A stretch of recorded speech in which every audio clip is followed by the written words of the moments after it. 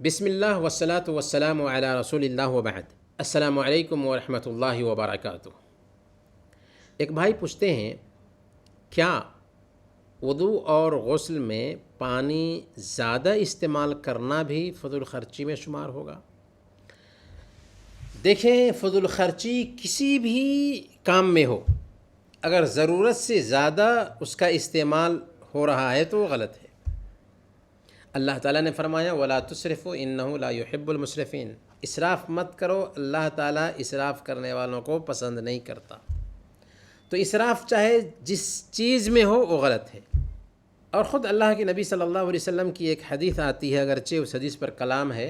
اللہ کے نبی صلی اللہ علیہ وسلم نے حضرت سعد رضی اللہ تعالیٰ عنہ سے کہا تھا، جب کہ وہ پانی سے وضو کر رہے تھے اور پانی کا استعمال زیادہ کر رہے تھے، تو آپ نے فرمایا تھا کہ ما ھذا صرف یا سعد، کہ اے سعد یہ اسراف کیا ہے؟ انہوں نے کہا کہ یا رسول اللہ، کیا پانی کے استعمال میں بھی اسراف ہے؟ آپ نے فرمایا کہ اگرچہ تم بہتے نہر کے پاس ہی کیوں نہ ہو۔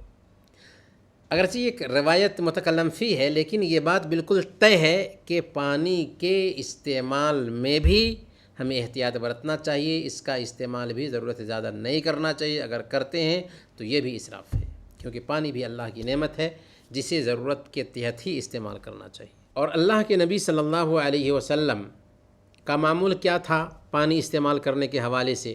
صحیح بخاری اور صحیح مسلم کی روایت ہے، حضرت انس رضی اللہ تعالیٰ عنہ بیان فرماتے ہیں کہ کان النبی صلی اللہ علیہ وسلم یغسل او کان یغتسل بالساع الی 5 امداد ویتوضأ بالمد، کہ اللہ کے نبی صلی اللہ علیہ وسلم 1 سا سے لے کر 5 مد تک میں غسل کر لیتے تھے اور 1 مد سے وضو کر لیتے تھے۔ سا کتنے کا ہوتا ہے؟ سا 4 مد کا ہوتا ہے اور 1 مد 650 گرام یا 550 گرام ہوتا ہے۔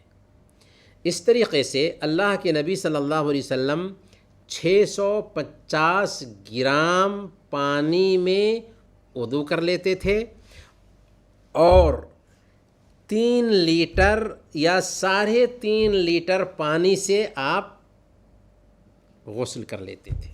اس سے اندازہ لگائیں کہ اللہ کے نبی صلی اللہ علیہ وسلم کتنی کفایت شعاری برتتے تھے پانی کے استعمال میں بھی۔ اس لیے پانی بھی اللہ کی نعمت ہے، اس کا استعمال بھی ضرورت کے تحت ہی ہونا چاہیے۔ وصلی اللہ علی نبینا محمد وعلی آلہ وصحبہ اجمعین۔